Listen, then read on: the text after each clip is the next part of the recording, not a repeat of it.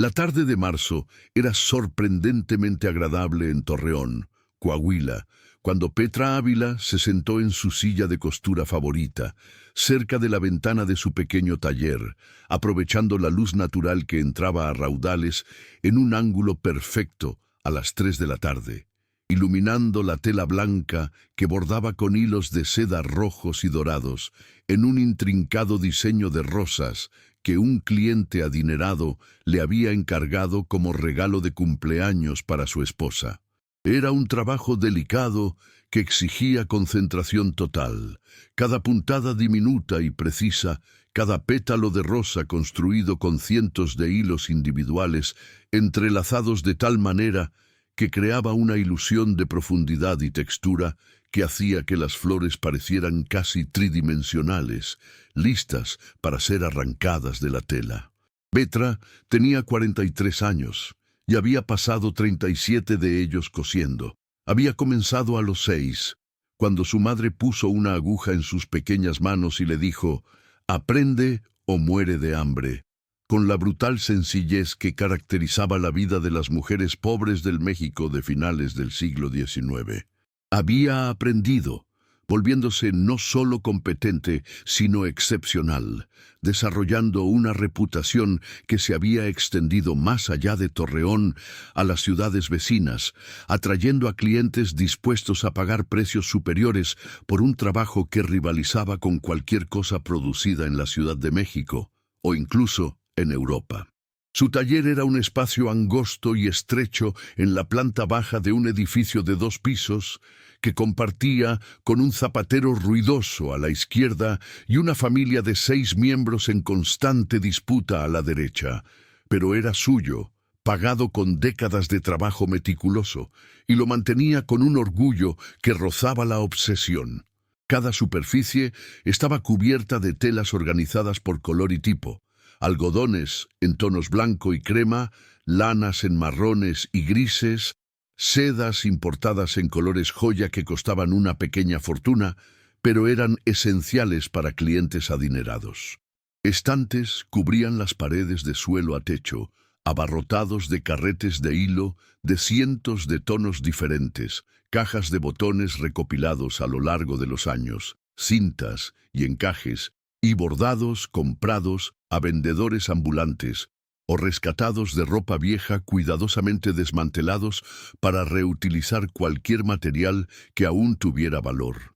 Una máquina de coser Singer, su posesión más preciada, comprada tras ahorrar durante 3 años, ocupaba una mesa central, pulida hasta brillar incluso después de 15 años de uso constante. El aire olía a tela nueva, a aceite de máquina y a un ligero toque de lavanda porque Petra guardaba bolsitas entre las telas para ahuyentar a las polillas, que eran el enemigo mortal de cualquier costurera. Petra trabajaba sola esa tarde porque sus 2 aprendices, Rosalía, de 16 años, y Carmela, de 19, tenían el día libre. Una para visitar a su madre enferma en un pueblo cercano, y la otra para asistir a la boda de una prima. Así que solo estaban Petra, la aguja, la tela y la perfecta luz de la tarde que, según ella, duraría solo 1 hora más antes de que el sol se pusiera y la obligara a depender de lámparas de queroseno que nunca daban una luz tan buena como la natural. Estaba tan absorta en su trabajo, justo en medio de la creación de un centro de rosa particularmente intrincado, donde los pétalos se superponían en capas que requerían sutiles cambios de tonos de rojo para crear la ilusión de sombra, que no oyó abrirse la puerta principal, ni pasos pesados entrando, ni notó la presencia de 6 hombres hasta que uno de ellos carraspeó fuerte y deliberadamente, un sonido que la hizo saltar y pincharse el dedo con la aguja que sostenía. Se giró rápidamente, chupándose instintivamente el dedo pinchado, y se encontró mirando al grupo de soldados de Villa, vestidos de oro, reconocibles al instante por sus armas de calidad, las cartucheras cruzadas sobre el pecho y la confianza brutal que emanaba de ganar batallas.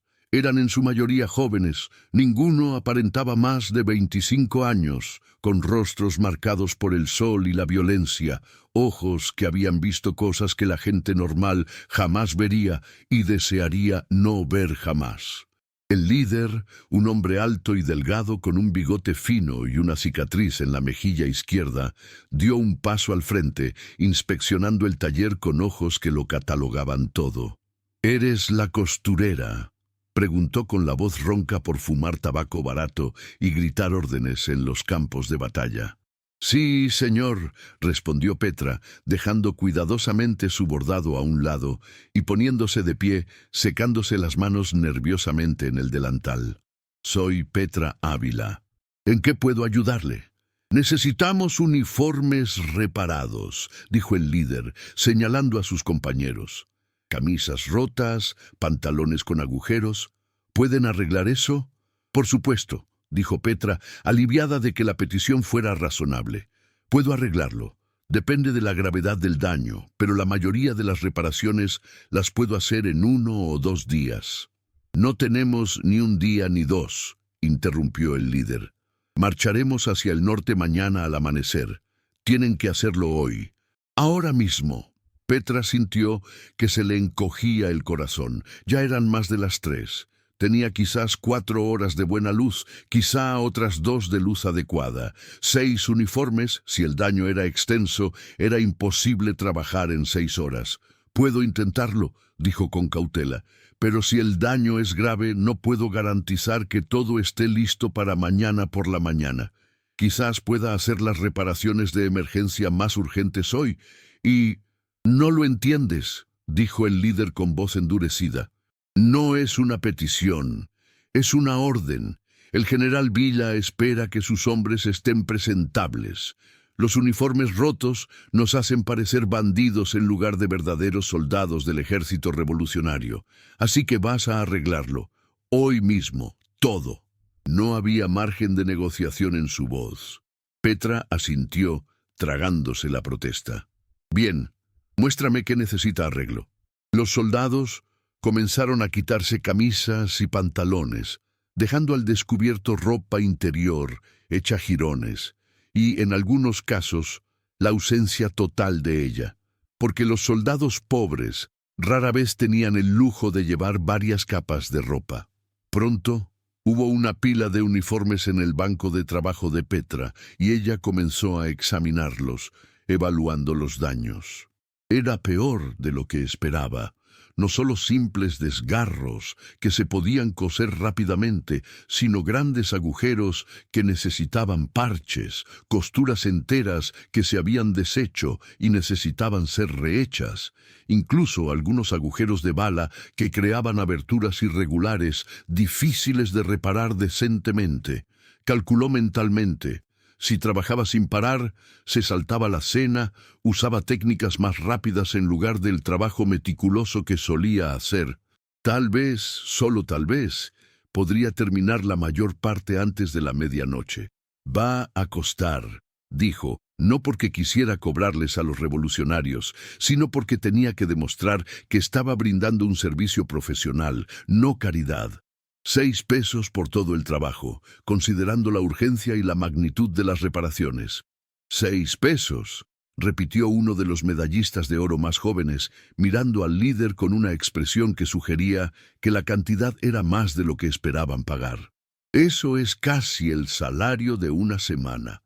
Esos son 6 horas de trabajo para una costurera experta», dijo Petra con firmeza.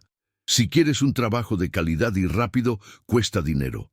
Si lo quieres barato, espera una semana y llévaselo a cualquier costurera que lo haga por céntimos».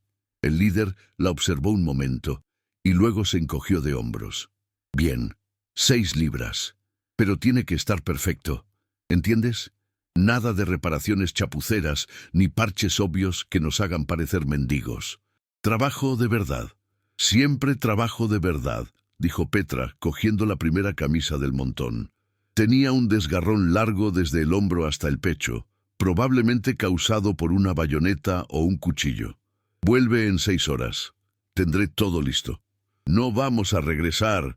dijo el líder, sentándose en una silla cerca de la puerta.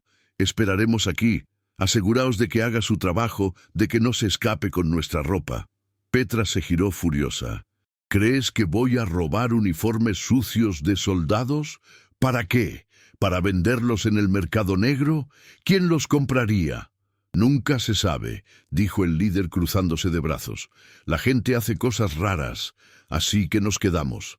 Era increíblemente incómodo. Petra trabajaba mejor sola, sin público, sin la presión de ojos observándola, pero no había otra opción. «Haz lo que quieras», dijo, volviéndose hacia su mesa de trabajo. «Pero cállate, no puedo concentrarme con tanta charla». Empezó a trabajar, empezando con las reparaciones más complejas mientras la luz aún era buena. El desgarro en la camisa era un reto. Los bordes de la tela estaban deshilachados y tuvo que recortarlos con cuidado antes de coser y luego añadir un pequeño parche de tela similar en el interior para reforzar la zona debilitada. Sus dedos se movían con una eficiencia fruto de décadas de práctica, la aguja danzando a través de la tela en puntadas diminutas y uniformes que eran casi invisibles al terminar. Estaba completamente absorta.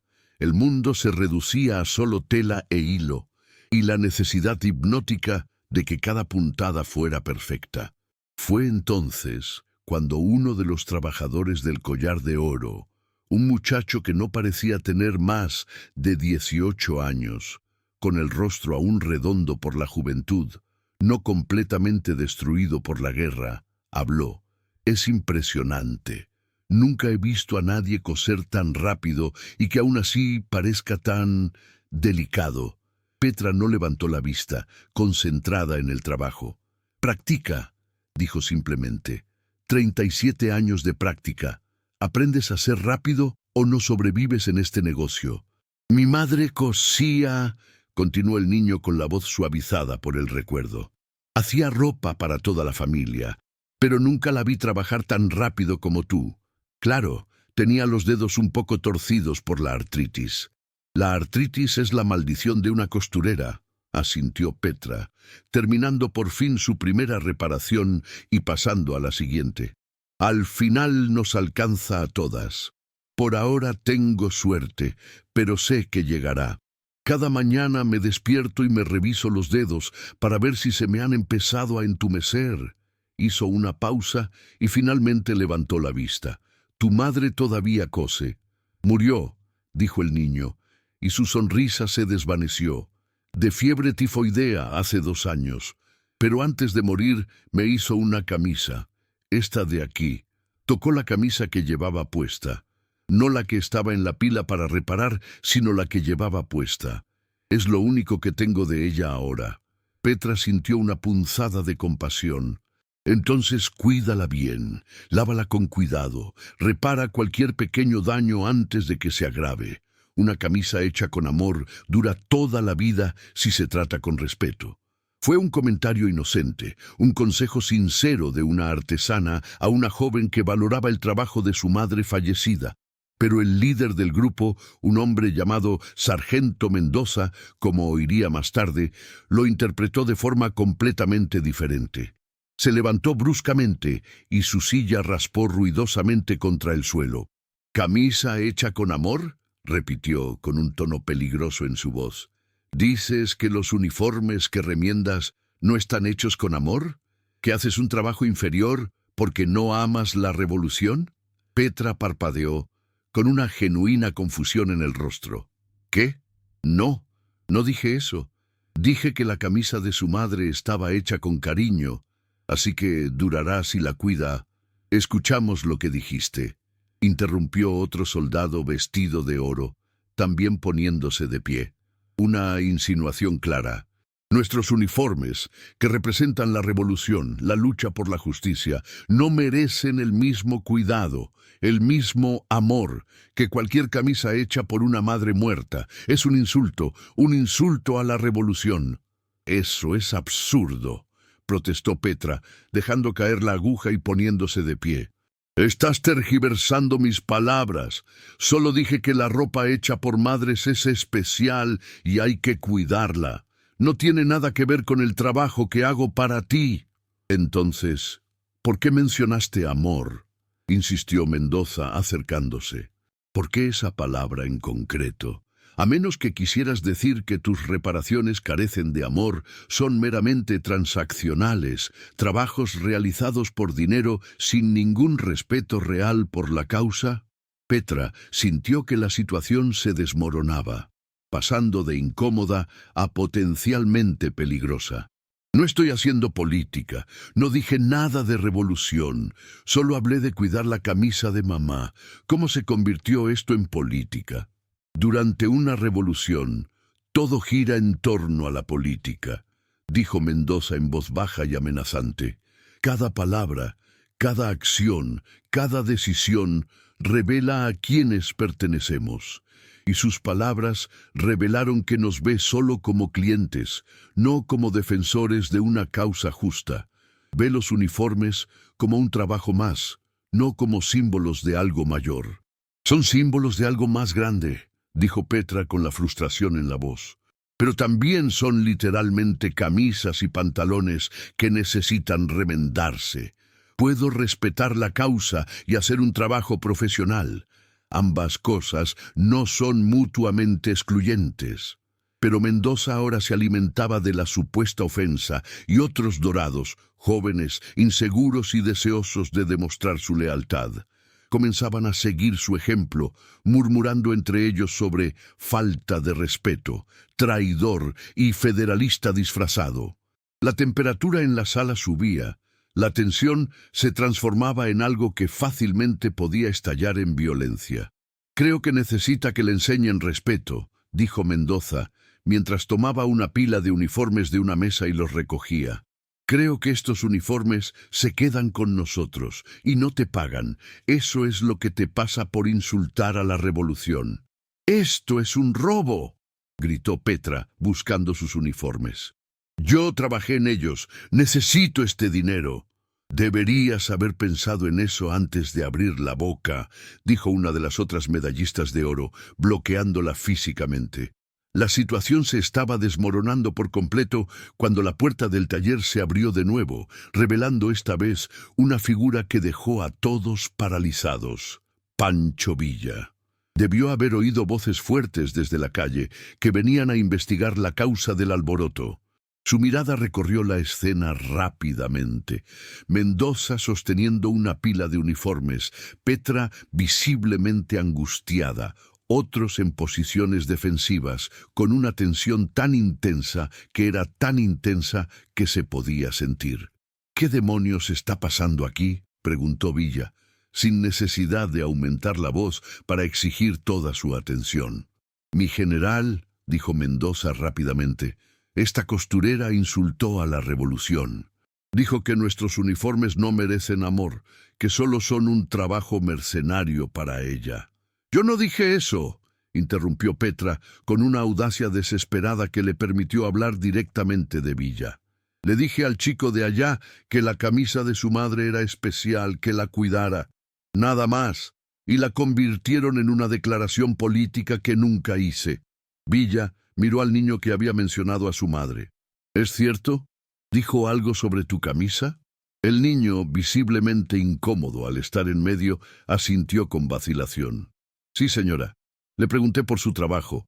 Le comenté que mi madre cosía, que esta camisa es lo único que tengo de ella. Y me dijo que la cuidara porque una camisa hecha con amor dura toda la vida».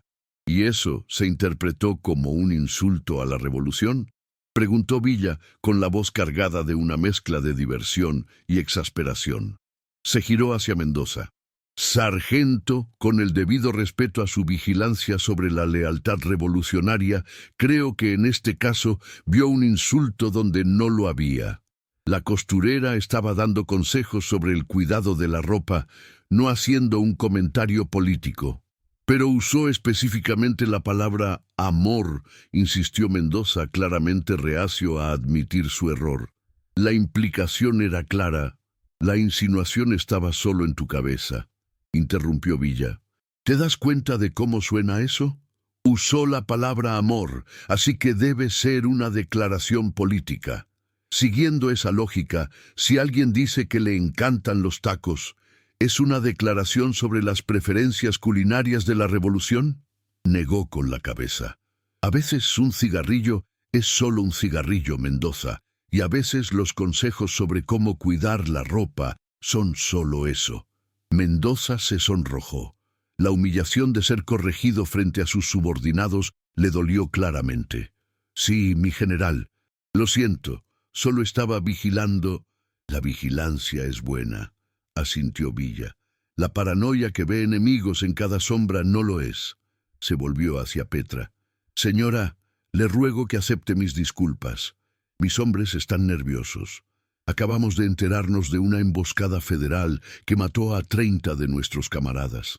La tensión es alta, pero eso no excusa que la traten injustamente. Tomó los uniformes de las manos de Mendoza y los devolvió a la mesa de trabajo de Petra. Continúe con su trabajo. Le pagaremos 6 pesos como acordamos y 2 pesos más por los problemas que causamos.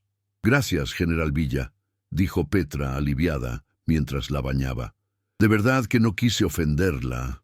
Sé que no fue mi intención, dijo Villa. Pero permítanme hacer una observación. En tiempos como estos, las palabras son armas tanto como las balas.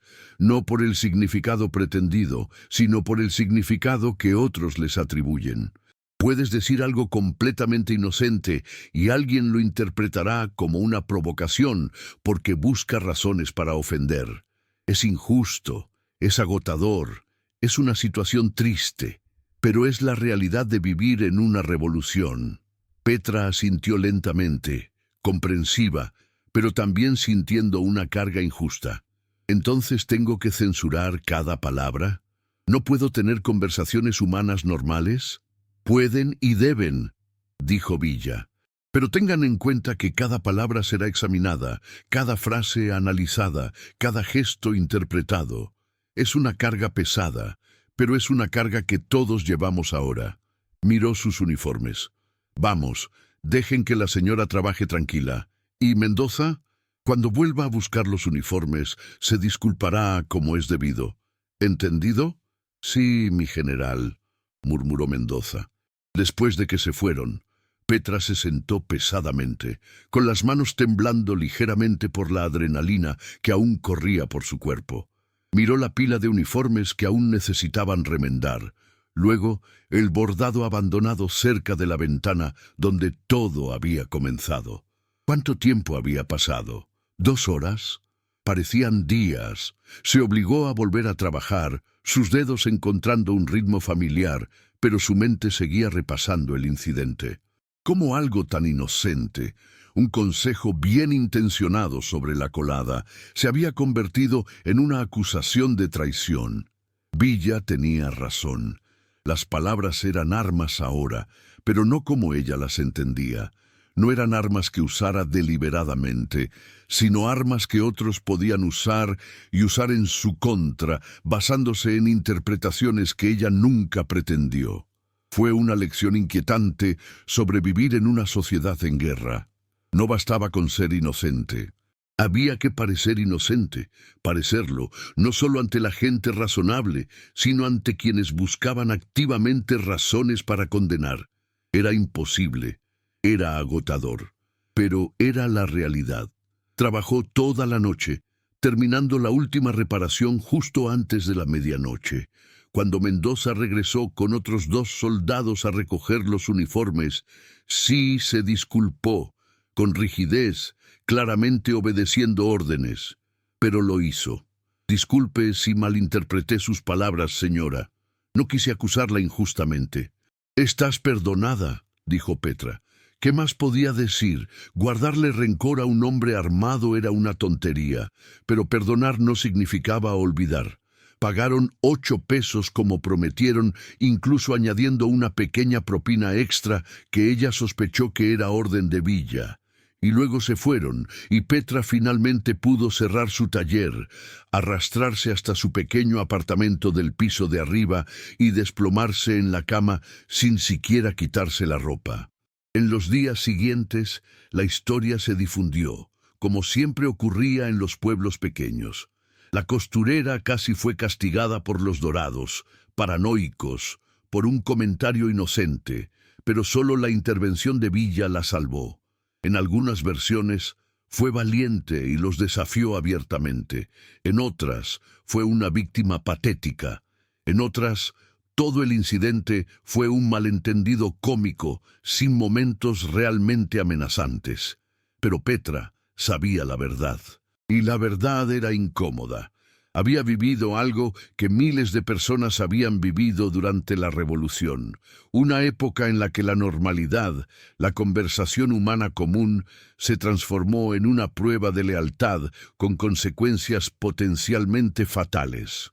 Era un recordatorio de que, en tiempos extraordinarios, incluso los actos más mundanos estaban cargados de significado político, que la privacidad del lenguaje, el derecho a decir cosas sin que cada palabra fuera analizada en busca de un subtexto traicionero, era un lujo que la revolución no permitía. Años después, cuando la revolución finalmente terminó y Petra era una mujer mayor que formaba a una nueva generación de costureras, contó la historia no como una anécdota graciosa, sino como una advertencia. «Cuidado con tus palabras», decía.